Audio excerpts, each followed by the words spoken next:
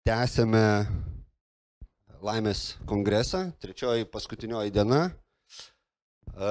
Pirmos 2 dienos buvo pilnos įdomių, netikėtų diskusijų, kuriuose dalyvavo ir pasaulinio garso įžymybės, nuo profesoriaus Timothy Mortono iki kad ir Merlino Šeldraiko knygos Raiskus gyvenimas autoriaus, taip pat dalyvavo Nomeda Gediminas Urbonai, Audronė Žukauskaitė ir taip toliau. Tikrai buvo daug įdomių įžvalgų, o šiandien mums liko 2 renginiai. Šiek tiek vėliau turėsime diskusiją su įdomiais pašnekovais apie laimės ir kitybės santykį, o dabar man labai malonu ir didelė garbė pristatyti pasaulinį laimės studijų autoritetą, vieną iš laimės studijų pradininkų, profesorių Ruut Veenhoven, kuris yra Erazmo universiteto Roterdame profesorius emeritas, sociologas, Šiaurės vakarų universiteto Pietų Afrikoje profesorius, pasaulio laimės duomenų bazės World Database of Happiness direktorius ir laimės tyrimų žurnalo redaktorius bei vienas iš įkūrėjų. Netemdamas laiko atiduodu mikrofoną ir ekraną profesoriui Veenhovenui. Professor Veenhoven, the floor is yours. Okay, well, the question is greater happiness for a greater number. How can that be achieved? And on this slide you see that I work in the Erasmus University, but now in the Department of Economics, because the topic of happiness has also been recognized in economics. Next slide, please. Well, here are the topics. The first, I begin with the question why we bother about happiness at all. Then a bigger section is what we know about happiness. And lastly, ways to greater happiness. But first, that call for greater happiness. Well, that is an ideology, like you can want more freedom, or in some societies, more religion. That ideology has a history. It was, well, particularly on the theme in the 17th century, then it disappeared. But now the topic picks up again, and that's why we have this conference, and I will consider why. But first, the ideology. Next slide, please. The ideology, or you may say a moral philosophy, is that what is morally good is what works out well. Morality appears in consequences. For instance, if we take thou shalt not steal, you can say, why shouldn't we steal? Well, one answer is because it's in the Bible, in the 10 Commandments. But another ground is that you say, well, if everybody steals, we all become poor. So morality is, stealing is morally bad because it had bad consequences. Well, in that level line of consequential morality, happiness is typically mentioned. And then what is morally good is what produces the greatest happiness for the greatest number of people. Mind, morally good is not always what makes yourself happy, but what makes most people happy. And this philosophy is called utilitarianism, and because it's the usefulness of happiness. Next slide, please. Well, this philosophy has a history. Next slide, please. And it differed from the traditional view in what I call the Dark Middle Ages. And because at that time, earthly life was pretty miserable. Actually, the medieval times were the worst times of human mankind. And then the idea was that, we are unhappy because we are sinners, and man was chased from paradise. And and outside of paradise, we were not expected to enjoy life very much. No, we should suffer for the sin. And the idea was that the more you suffer, the more you clean your soul, and the greater the chance that you end up in heaven. And the idea was that happiness was only possible in heaven, not in this life. Next slide, please.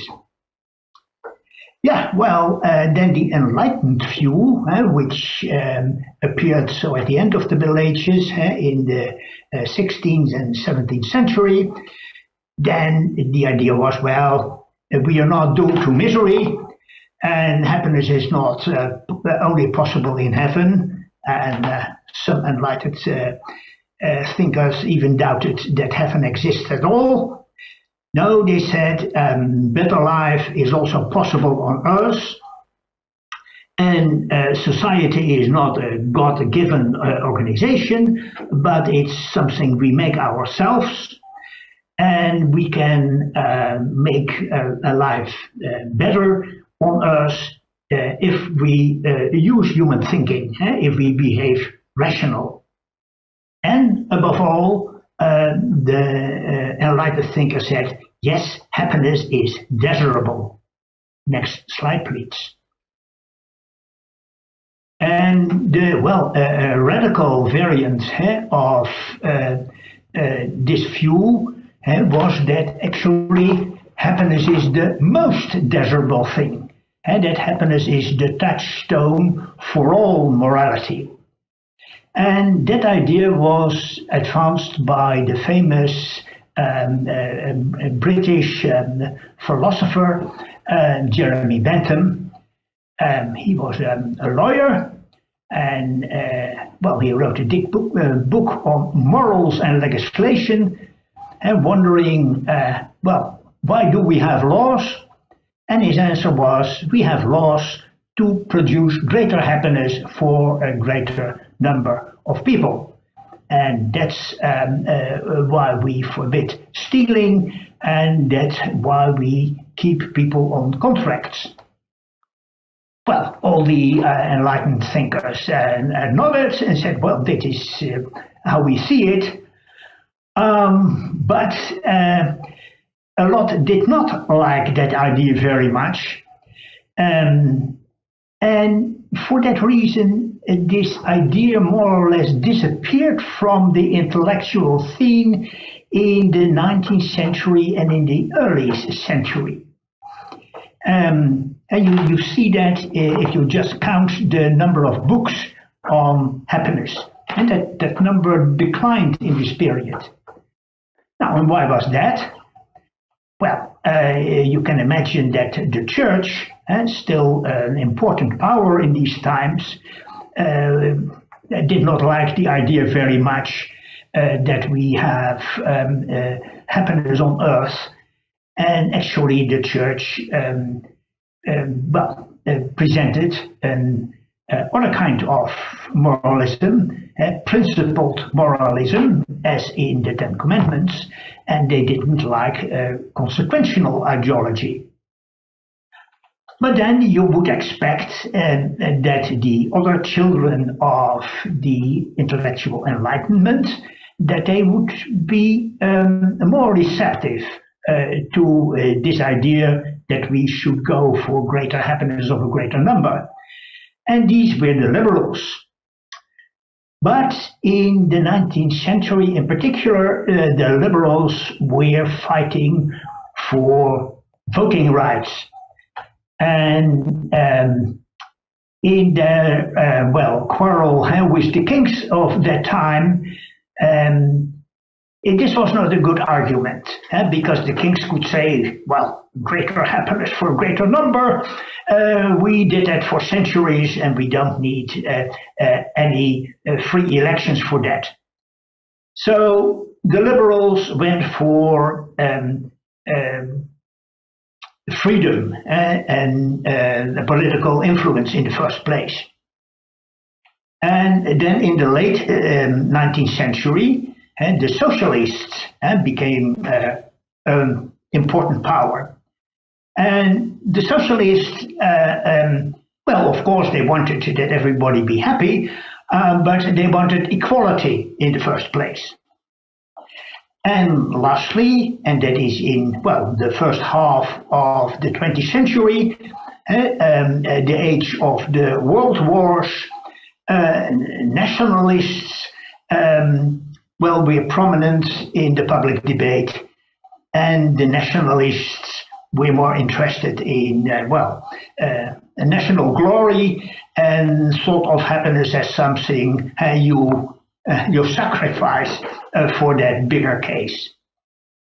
And this all resulted in, well, the disappearance of the intellectual interest in the greatest happiness principle. And when I took a class in social philosophy in the early 1960s, well, this idea was presented as something from the history in philosophy, but not of any present-day relevance. By the way, the professor had missed the fact that already in the 1960s, in the bookstores, there were new shelves with how to be happy books, but the professor apparently had not looked there. Okay, next slide. Yeah, and now it's back. And there is a lot of research, there's a lot of publication on happiness. There are political parties that call themselves Happiness Party. Why is that? Next slide. Well, I think one of the reasons is that the ideological competition has disappeared. The church lost much of its power. The liberals got their democracy, the socialists got their welfare states, and the nationalists killed each other. Well, that leaves some room for another good idea. That's one reason. Back to the... Yes. Another reason is that a lot of pressing problems were solved. Today, well, we have now hunger. Well, we had a little epidemic, but we could handle that. We are still, at least in the years before us, we had peace. And, well, when there's a problem, political attention, any attention focuses on the problem. But when these problems are solved, there's a move to positive goals.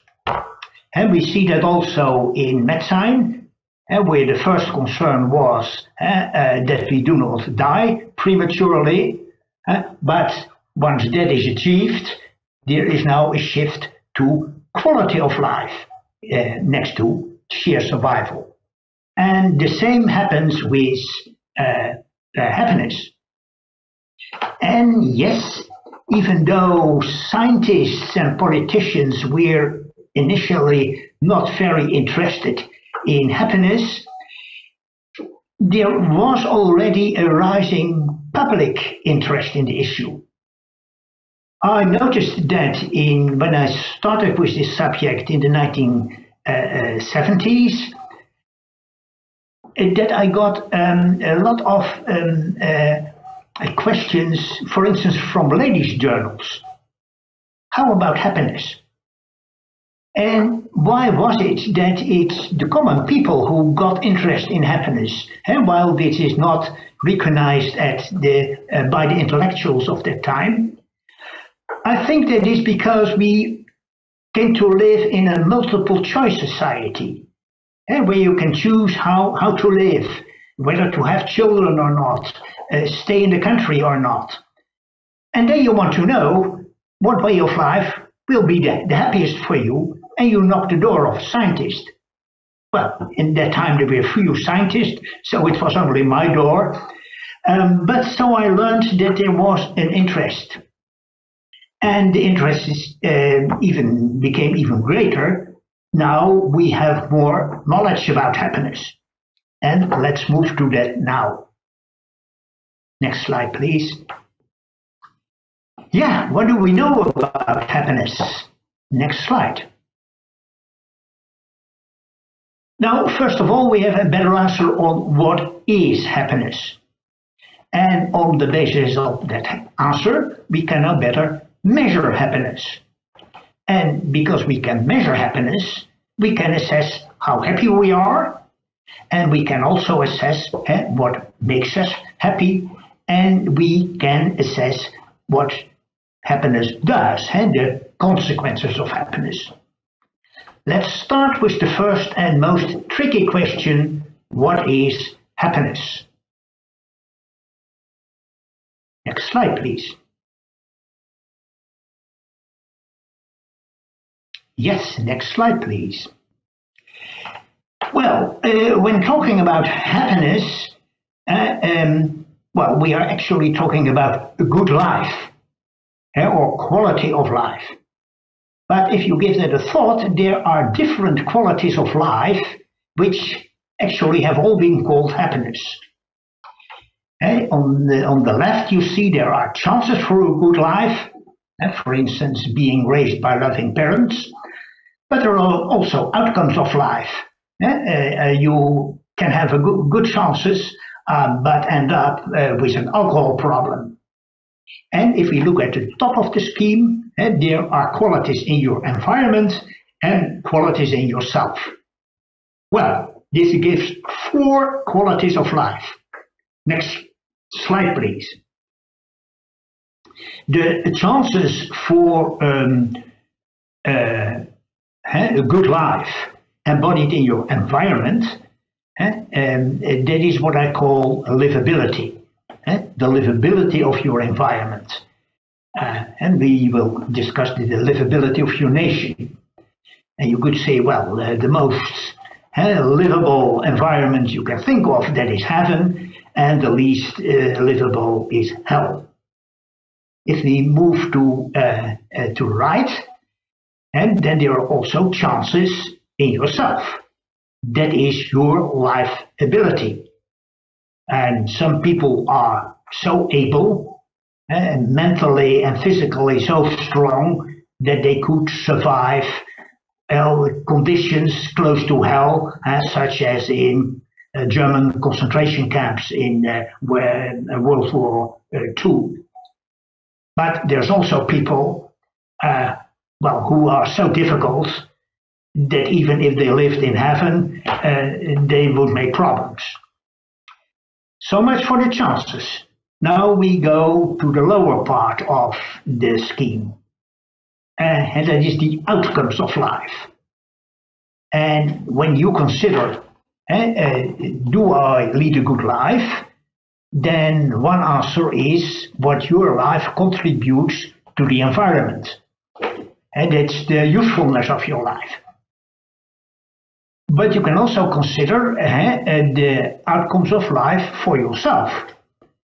And that is your satisfaction with life. How much you enjoy your life. Well, when I speak about happiness, I focus on satisfaction with life. Next slide, please. Yeah, but what precisely is satisfaction? Well, again, we have one word and we have multiple meanings. There is passing satisfaction, there is enduring satisfaction, and there is satisfaction with parts of life and satisfaction with life as a whole. Again, 4 meanings which again have all been called happiness. Next slide, please. A partial passing satisfaction, that is what I call a pleasure. And that can be sensoric, a good drink, or it can be intellectual. I hope this lecture will be. but it's passing. There's also enduring satisfaction with parts of life. And that is, for instance, how much you like your country, how much you like your job. But satisfaction with a part of life, and enduring satisfaction with a part of life, that is not the same as satisfaction with life at all. And you can be very satisfied with your country, with your marriage, with your job, but not with your life as a whole, for instance, because you're dissatisfied with your health. So now I'm at the lower part already of the scheme, and I must indicate the difference between passing satisfaction with life and enduring. And yes, you can, in passing, you can, well, be high, have a top experience.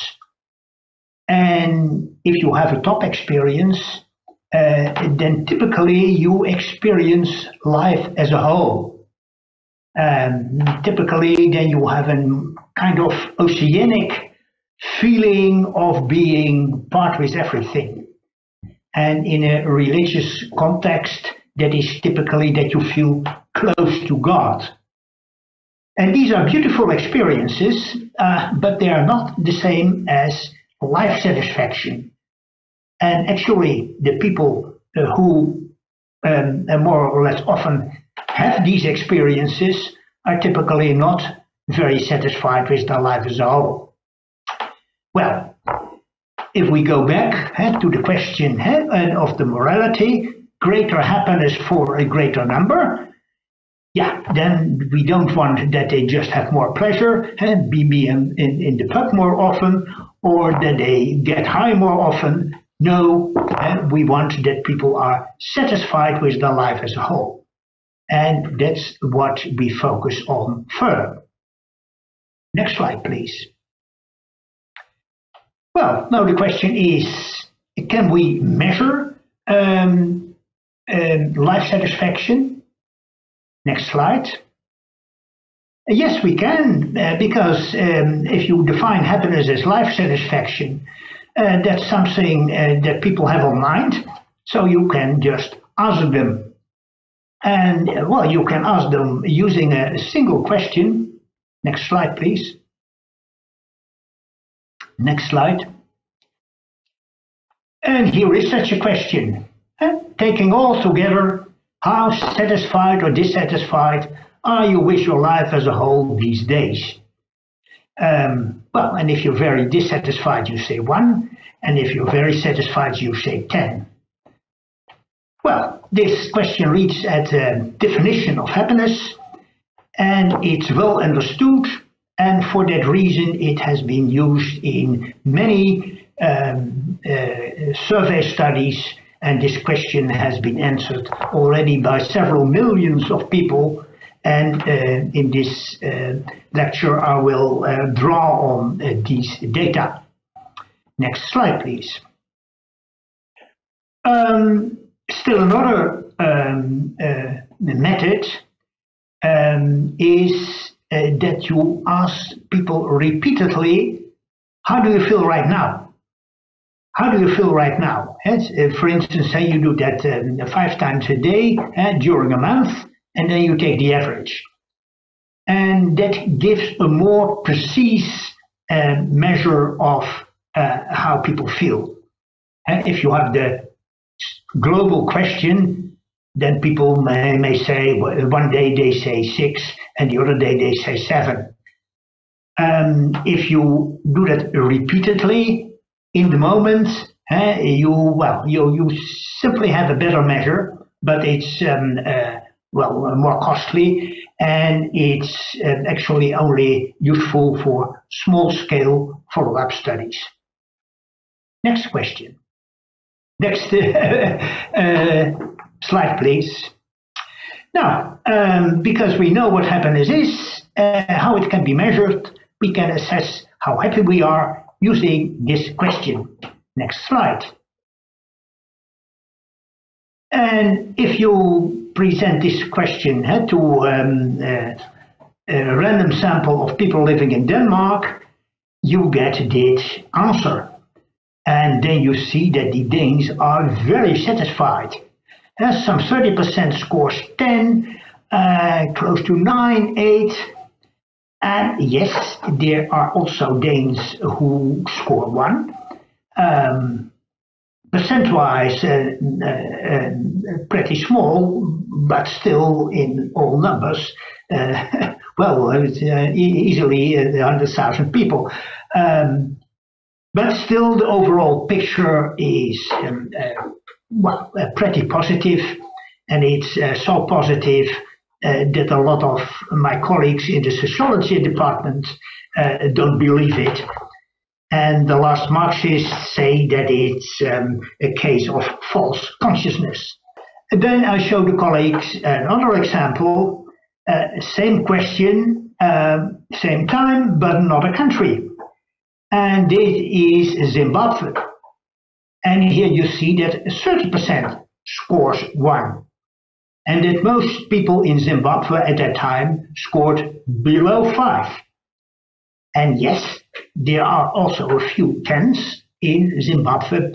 And I guess that the Mugabe family was overrepresented in that group. So you see there are enormous differences in average happiness in nations. Next slide, please. Yes, well, here you see some of the differences in the presentation I have selected and adjusted for this conference. I added Lithuania, and there the average is 6.1. But you see enormous differences here. Next slide. And here you see it all on the world map of happiness. The darker the green, the happier the people. And you see there are a few white spots. In Greenland, it was apparently too cold for interviewers to go there. And if you look at North Korea, you also see a white.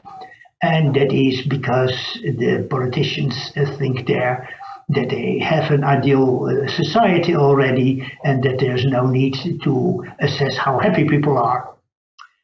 But for the rest, you see that there are, in most other countries, happiness has been assessed, and well, the darker and the happiest areas are found in Scandinavia, Canada, Australia, and surprisingly in Mexico. Actually, in Latin America, people are happier than you would expect on what you read about these countries in newspapers. But that is no mismeasurement. The high level of happiness in Mexico was already evident in the 1970s. Still, it's surprising that so many Mexicans are waiting at the border to the US to enter the promised land. And that are probably not the happiest Mexicans. And if you take a closer look at happiness in Mexico, you see that the average is high, but that the inequality is also high. So that there are also a lot of unhappy Mexicans. And that people of that minority apparently think that their life will be better in the north. Next slide, please. Well, now we have a look at the difference. We can, well, grasp what will make us happy. Next slide, please. And then to organize our thoughts, it's good to go back to that conceptual scheme. And there we can see that how happy you will be as an outcome of life depends, of course, on the chances for a good life. It depends on the livability of your conditions, your country, and your private situation, and on your life ability to live in these situations. Okay, what do the data tell about these relationships? Next slide, please. Oh, before I go on, looking at happiness in this way, we actually take the same perspective as biologists take on survival. In the language of biologists, the chances for a good life for an animal or a plant, that is the suitability of the biotope. That is what I call livability. And what I call life ability, biologists call that fitness, and then they don't mean the fitness of the fitness room. No, then they mean that the abilities of an animal, that these fit the requirements of the environment. Well, and if the biotope is suitable and the fitness high, the animal survives. Well, biologists cannot ask animals and plants, how happy are you? But if they could, they would probably get the answer yes, because especially in higher animals, good adaptation typically translates in a positive effect. Well, in the case of humans, we can ask, how happy are you? Next slide, please. Well, let's now look at these relationships. And I will now consider the data on livability and happiness and life ability and happiness separately. We cannot yet fit these two very well. Okay, let's look at the livability of society and the relation with happiness. Next slide, please. Well, one of the things you may have seen on the world map of happiness is that the colors are deeper green in the developed world. And yes, you see that if you look at the top, Denmark, Switzerland, rich and very happy. And if you look at the bottom, Zimbabwe, poor and unhappy. At the right, you see Luxembourg. They're pretty happy and they're rich, but there's a lot of black money there, so that is not very interesting. But what is more interesting is if you look at the left top corner, and there you see Colombia, Mexico, El Salvador. There you see these Latin American countries. They are not too rich, but they are quite happy. So there's more about happiness in a nation than economic development. What else could it be? Next slide, please. Could it be in the distribution of wealth in the nation? Well, I plotted again on the horizontally happiness and vertically income inequality. And in the top left, you see Denmark. The Danes are very happy and very equal. And at the bottom, you see Tanzania, pretty unhappy, the most unhappy and pretty unequal. But at the left, or at the right, you also see countries that are pretty happy and very unequal. And actually, if you take a closer look at this, this scattergram, this picture, you see that there is hardly a relationship between inequality of incomes in the nation and average happiness of the inhabitants. And why is that? Well, of course, living in a country with a high inequality has disadvantages. For instance, you live in Brazil in a share town and looking at big villas. Yeah, that will certainly lower your happiness. But imagine if Bill Gates would live in your street.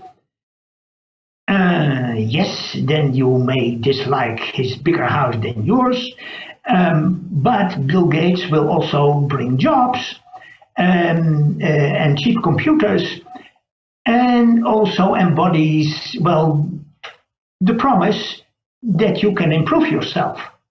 And I think that, and so there are positive and negative effects of income inequality on happiness.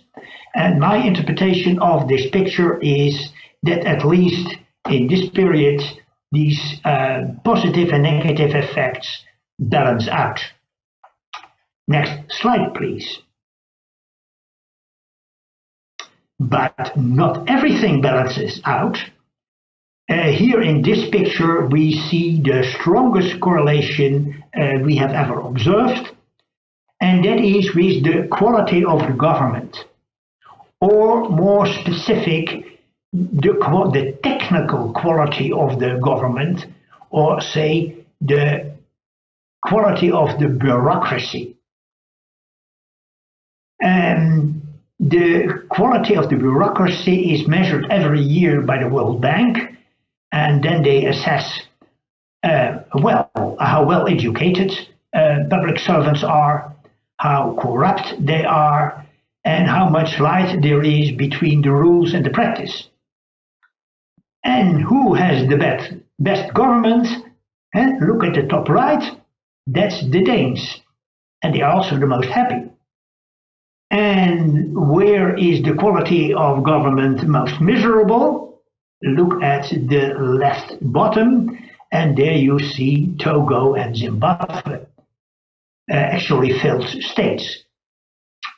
And again, if you look at the top middle of the screen, you still see a lot of Latin American countries, Costa Rica, Panama, Mexico, Colombia.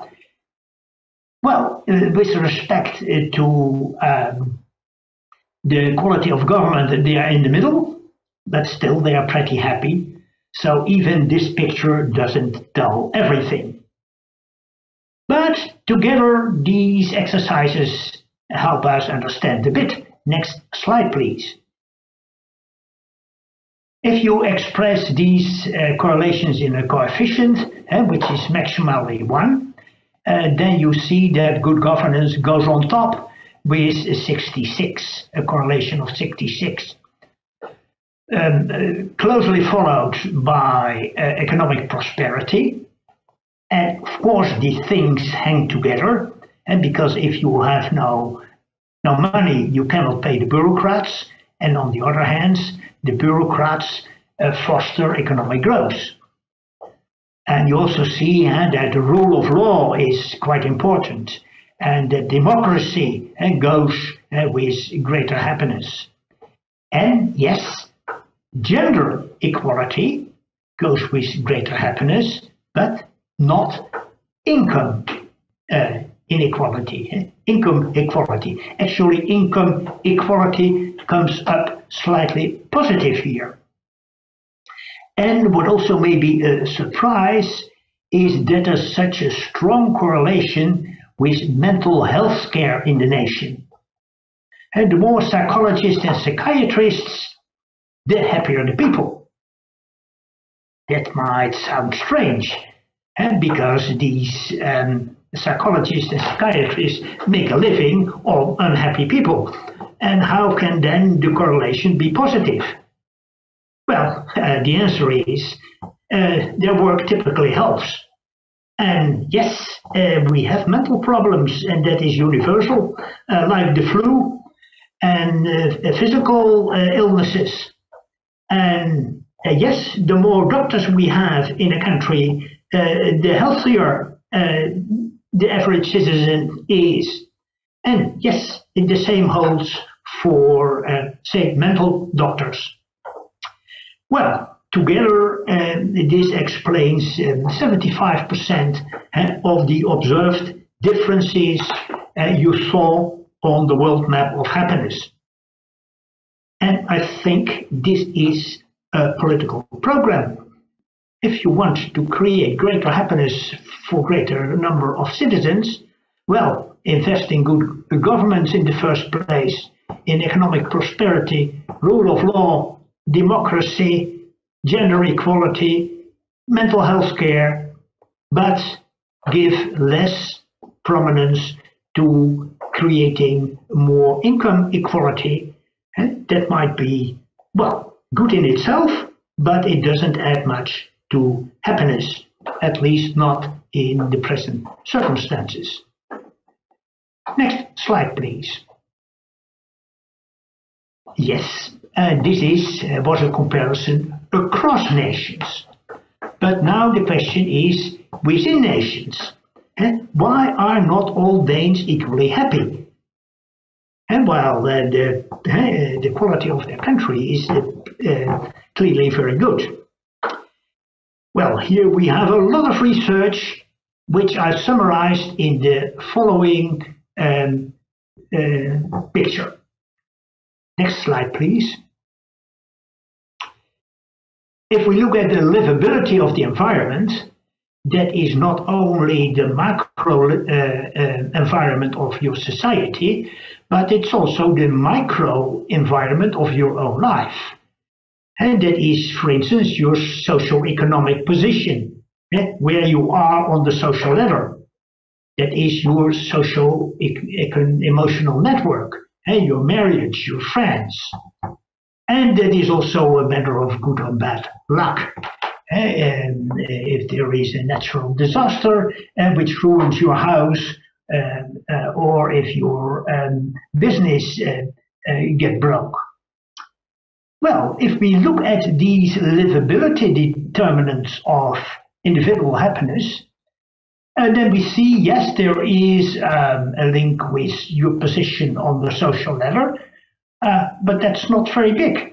It's only 5% is explained by how prestigious your job is, your level of income and education. No, the double is in the social and emotional network, your friends and your family, and even in a well-organized country like Denmark, there is still some 10% of your happiness is determined by good or bad luck, winning the lottery or not, or having an accident with your children. So that means that about 75% will be in your livability and what you make from life. And that may be strange at first sight, but it's there is a logic in it if you realize that if you lived in hell, that 100% of your happiness would be determined by the conditions, because nobody can stand that, even not the most able. And the better the living conditions, the more and the happier you will be, the more the differences in happiness will be determined by your livability.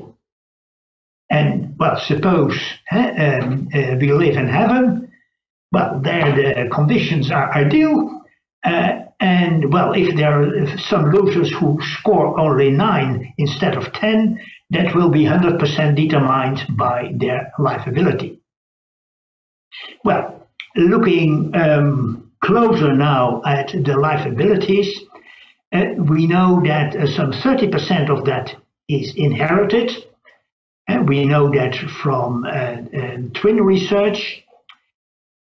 And I guess, but I'm not for sure, that some 30% is in things you can learn, for instance, social abilities and self-knowledge, and that some 15% is in the choices you make. I told already, we live now in a multiple choice society, where we can choose what occupation, whether or not to have children, whether or not to stay in the country. Well, and if you are able to make choices that fit you, well, then you will be happy. But if you make the wrong choices, wrong occupation, wrong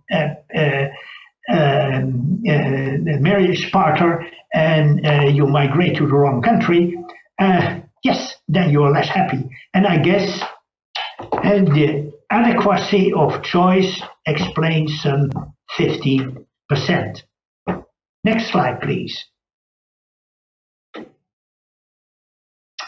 Well, this was so much about what we know about the determinants of happiness. Now have a look at the consequences. And well, if you read philosophers on that topic, then often you meet the idea that, happiness is not too good, and that happiness involves negative effect. And for instance, the idea is that, when you're happy, you will become lazy, because you have everything you want, and why should you do some things? And that happiness makes you uncritical. I'm happy, why should I bother about social justice? And that happiness will make you egoistic, because you cannot identify anymore with suffering co-humans, that you will become consumptive and more interested in good wines than in social justice, and that you will become vulnerable because you are not challenged anymore in your happy, easy life, and when something happens, you will be hard hit. Well, and this idea is depicted literally in the science fiction novel Brave New World, which some of you may have read. And Brave New World, next slide please, depicts a society where everybody is happy, and that is achieved by genetic manipulation, as you see at the cover at the right. And it's also supported by a happiness pill called Soma. Yes, and everybody is happy in that society, except the key figure, in which the genetic manipulation had failed, and he is actually the only real human in the book, and he cannot stand that society and hangs himself on the last page. Next slide, please. Yeah, so the philosophers are pretty negative about the effects of happiness, but empirical research has now shown another picture. What we observe is that happy people are more active and more creative, and that they also become more active and creative if we, in experiments, make them feel better. Yes, and they are more sociable, they are better marriage partners, they are better parents, and also happy people are better citizens. Politically they are more involved, but less extreme. And in the voting box, they are typically better informed. And another thing is that they cheat less on taxes. And above all, there is strong evidence that happy people live longer. Well, the effect of happiness on the length of your life is actually comparable to smoking or not. That's the difference of many years. Are there any negative effects on happiness? Well, possibly happy people are more risky, at least pathological happy people who are in a top experience all the time. Yes, they are. But for now, empirical research doesn't show a strong effect. The last study I read on this issue was the use of safety belt in cars, and there happy people appeared more apt to use the safety belts. Well, these findings fit the broaden and build theory of happiness by Barbara Fredrickson, and she says, well, if you feel good in your life, then your perception broads, your activity broads, and for that reason you build up more resources.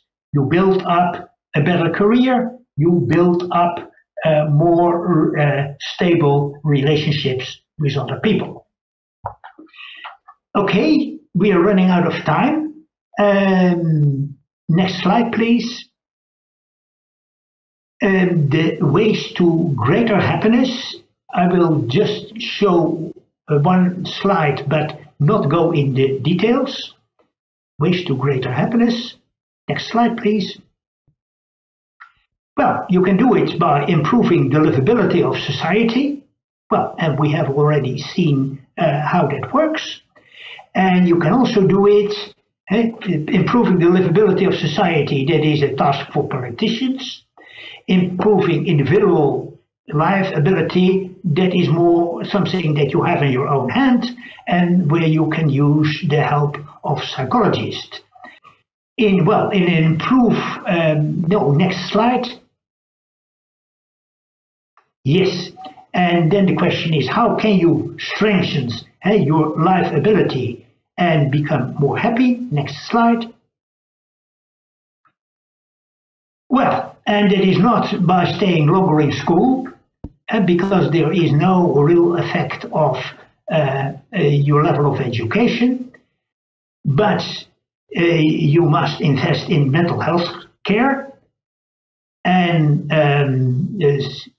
seek professional life coaching if you are not sure that you have found a way of life that fits you.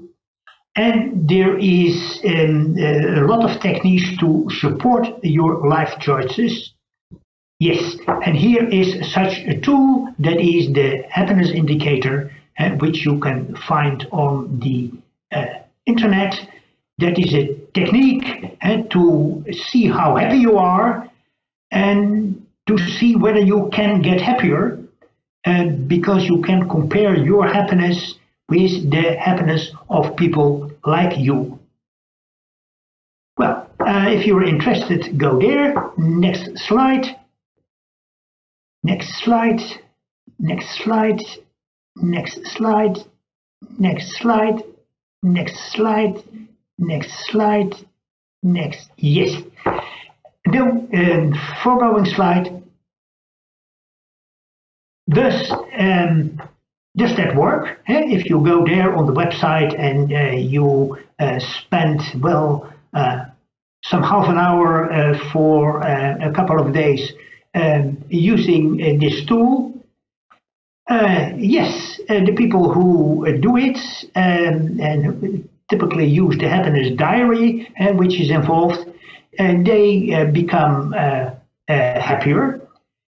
Now, 0.15 is not very much on the possible 0-10 happiness scale, but if you compare it to getting married or having your first child, that is an enormous effect, and well, far more less expensive. And also if you compare it to the loss of happiness due to traffic accidents or becoming unemployed, and this is also pretty effective. On average, using this instrument raises your happiness by some 5%. Next slide, please. Well, my conclusion is greater happiness is possible, and it can be achieved at 3 levels. Well, the macro level of society, you've seen that. The meso level of organizations, I have not discussed it, but you can find it on the copy.